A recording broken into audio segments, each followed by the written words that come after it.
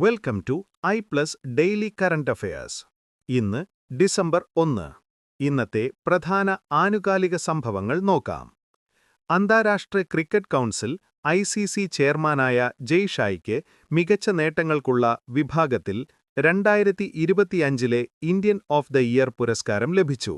Cricket ഭരണത്തെ പുനർനിർവചിക്കുന്നതിലും നാഴികക്കല്ലായ പരിഷ്കാരങ്ങൾക്ക് വേണ്ടി പോരാടുന്നതിലും അദ്ദേഹം കാഴ്ചവച്ച നേതൃത്വത്തെ ഈ അവാർഡ് എടുത്തുകാണിക്കുന്നു. ഏഷ്യൻ പവർ സൂചികയിൽ ഇന്ത്യ 3-ാം സ്ഥാനം നേടി 40/100 സ്കോറുമായി പ്രധാന ശക്തി എന്ന പദവി നേടി. സൂപ്പർ പവറുകളുടെ ആദ്യ 2 റാങ്കുകൾ യഥാക്രമം അമേരിക്കയും ചൈനയും നിലനിർത്തി. വ്യാപകമായ നാശനഷ്ടങ്ങൾക്കും നിരവധി ജീവനാശങ്ങൾക്കും ശേഷം ശ്രീലങ്കയ്ക്കു വേണ്ടി ഇന്ത്യ ആരംഭിച്ച ദ്രുത മാനുഷിക സഹായ ദുരന്ത നിവാരണ ദൗത്യമാണ് ഓപ്പറേഷൻ സാഗർ ബന്ധു. ഇന്ത്യയുടെ നെയ്ബർഹുഡ് ഫസ്റ്റ് പോളിസിയും വിഷൻ മഹാസാഗരം അനുസരിച്ചാണ് ഈ പ്രവർത്തനം നടത്തുന്നത്. NDRF, ഇന്ത്യൻ വ്യോമസേന, നാവികസേന എന്നിവ ഈ ദൗത്യത്തിൽ ഉൾപ്പെടുന്നു. ഡെയിലി കറന്റ് അഫയേഴ്സ് ലഭിക്കാൻ ഇപ്പോൾ തന്നെ ചാനൽ സബ്സ്ക്രൈബ് ചെയ്യൂ.